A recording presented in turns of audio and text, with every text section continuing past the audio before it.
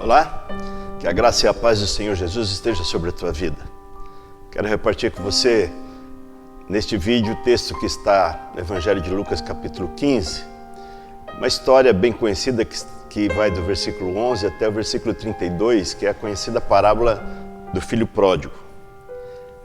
Nessa parábola, Jesus conta de um pai que tinha 2 filhos e muitos bens, propriedades. E um dia o filho mais novo chega para o pai e diz: pai, eu quero que o senhor me dê a minha parte da herança, porque eu quero viver a vida da minha maneira, quero cuidar da minha própria vida.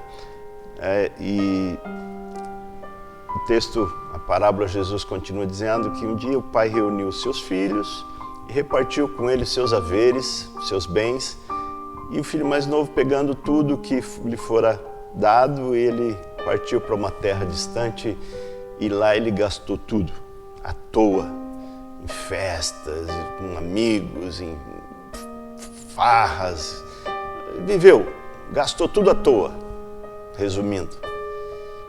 E um dia ele, após cair numa situação desastrosa, ele reconhece a sua situação e ele decide voltar para o pai.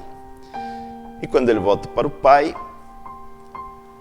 decide fazer algo que está registrado aqui nos versículos 22 e 23, que eu quero ler para você acompanhar comigo essa palavra, embora seja conhecida. Diz assim: mas o pai disse aos seus servos: depressa, tragam a melhor roupa e vistam nele, coloquem um anel em seu dedo e calçados em seus pés, tragam um novilho gordo e matem-no. Vamos fazer uma festa e alegrar-nos. E assim se deu. Filho chegando, os servos se colocaram a serviço, prepararam a festa, e a festa começou, fizeram o churrasco, músicos e tanta coisa acontecendo. Nos versículos 28 e 29, nós temos a contrapartida, que é a palavra do filho mais velho, filho que ficou em casa com o pai, e assim diz o texto: o filho mais velho encheu-se de ira e não quis entrar na festa. Então seu pai saiu e insistiu com ele, mas ele respondeu ao seu pai: olha, todos esses anos tenho trabalhado como um escravo ao teu serviço e nunca desobedeci às tuas ordens, mas tu nunca me deste nem um cabrito para eu festejar com os meus amigos. Veja só, essa parábola ela é muito interessante porque ela sugere inúmeras perguntas. Eu mesmo já ouvi inúmeras vezes pessoas perguntando: mas esse irmão mais velho, ele não estava certo? O pai estava certo em dar essa festa para aquele filho que gastou tudo à toa? Outra pergunta é: esse filho mais novo que gastou tudo à toa e voltou, merecia essa festa? Aqui é que entra então toda a questão que nós precisamos entender. É lógico que aquele filho não merecia. É mais do que claro que ele não merecia. Não precisa ser muito inteligente ou sábio para saber que aquele filho não merecia. Mas, por isso que eu quero repartir com você essa palavra. É necessário, para entendermos essa parábola, nós entendemos o que é que Jesus está falando através dessa parábola. Se não entendermos o que está sendo tratado nessa parábola, jamais vamos entender essa história. Porque o filho mais velho, na sua visão, do seu ângulo de visão, ele estava certo, indignado com o pai, indignado com o irmão. Ele merecia de maneira nenhuma. Então entenda, primeira coisa, esses 2 filhos, a Bíblia no Novo Testamento, ela trata muito de 2 pontos, 2 esferas que nós precisamos entender. Esses 2 filhos, eles figuram 2 coisas diferentes. O filho mais velho, esse que fica em casa com o pai, cumprindo ali as ordens e tudo que o pai mandava, esse filho, ele prefigura a antiga aliança, ou a aliança de Moisés, ou a aliança do Sinai, que ela é baseada em obediência, em cumprimento de ordens, em cumprimento de obediência de mandamentos. Então, esse filho, ele prefigura a aliança antiga, a antiga aliança, a aliança do Sinai, Moisés. O filho mais novo, ele prefigura a graça, a aliança do Calvário, a aliança em Cristo, a aliança que Deus fizera com Abraão lá em Gênesis. Então agora, nós precisamos entender isso. Esse filho mais velho, ele tipifica aqueles que tentam viver uma vida diante de Deus ou alcançar a Deus através das suas obras. Essa é a base da antiga aliança, das suas obras, da sua obediência, do cumprir ordens, cumprir mandamentos, cumprir regras. Essa é a antiga aliança, baseada nisso. E esse irmão mais velho que ficou em casa, veja que quando ele fala aqui com o pai, ele diz: eu sempre vivi aqui ao teu lado, obedecendo e cumprindo as tuas ordens. Como um escravo, o Senhor nunca me deu nem sequer um cabrito para eu festejar, churrasquear com os meus amigos. Mas esse teu filho aí, nem chamou de irmão, esse teu filho, porque jamais o legalista, aquele que vivia como o povo de Israel, baseado nas leis de Moisés, ele nunca vai chamar o outro que vive em desobediência de irmão. Então ele diz: esse teu filho aí, agora volta, depois de gastar tudo à toa, você faz uma festa e o enche de honras.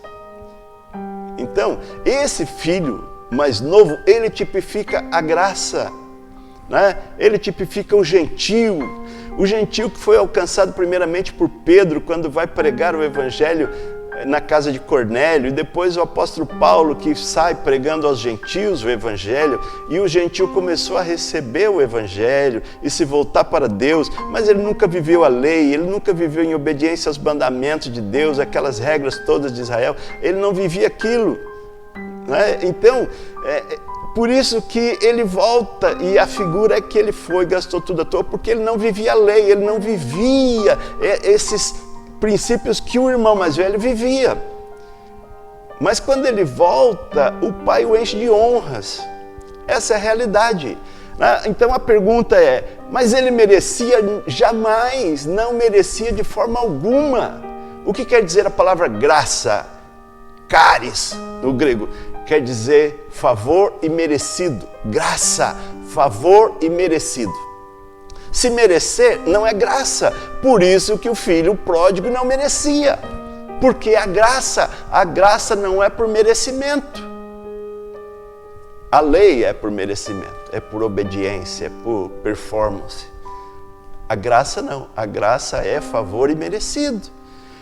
Mas aquele religioso ou legalista, e quando eu falo legalista, eu não estou dizendo só aquele que tenta viver cumprindo os 10 mandamentos de Moisés, mas aquele que tenta viver baseado nas suas obras, na sua justiça, embora ele nunca entende que ele está fazendo isso. Se você perguntar, ele vai dizer: não, eu vivo pela graça, mas a graça não sobrevive para ele sem a obediência, sem as obras, ela não sobrevive. Lei sem os mandamentos não existe para ele. Então, ele nunca vai entender.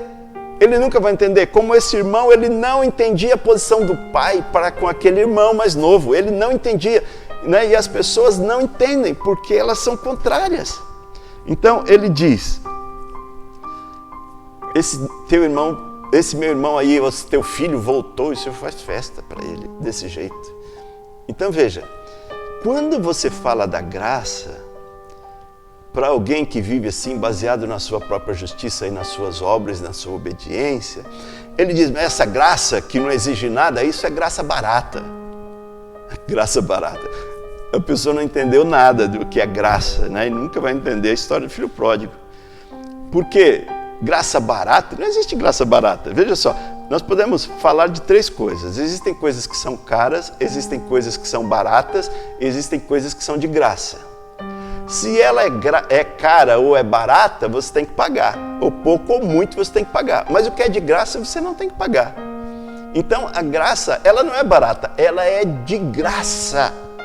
É um presente, é um favor imerecido, é um presente de Deus, é a ação do Pai para com o filho pródigo, aquele filho mais novo que voltou tendo esbanjado tudo. Não estou dizendo com isso que você deve viver do avesso, bagunçando, virando nos 30. Não, eu estou falando que a graça é favor imerecido. Nós somos abençoados, nós somos ouvidos por Deus, nós somos salvos, perdoados, não porque nós merecemos ou cumprimos todas as ordens, não, é porque Cristo merece e Ele nos dá a sua justiça. Jesus, quando foi à cruz, após viver uma vida sem erro, sem pecado, Ele conquistou tudo e Ele nos dá tudo que lhe pertencia e lhe pertence. Ele nos dá da sua justiça, da sua santidade, o perdão, a salvação, tudo. Nós merecemos? De maneira alguma. Tem pessoas que baseiam a sua oração, se a pessoa merece ou não merece, não é por isso. Isso não é graça. Nós recebemos de Deus tudo pela graça. É como esse pai nessa figura aqui da parábola do filho pródigo. É algo que o pai faz porque ama o filho e porque é filho. Não é porque é um servo obediente, porque um servo obediente jamais será filho. Mas porque ele é filho, embora não sendo tudo aquilo que as pessoas pensam que o filho deve ser, ele é abençoado, é agraciado por causa dos méritos de Cristo e do amor do Pai. Então viva pela graça, seja abençoado. Não dá para eu abordar toda essa parábola aqui em poucos minutos, mas que você entenda isso, Você é abençoado, ouvido por Deus, você é salvo pela graça, pelos méritos de Cristo. Isso é graça. Receba a graça de Cristo sobre a tua vida, que a graça transborde na tua vida, em nome de Jesus. Amém.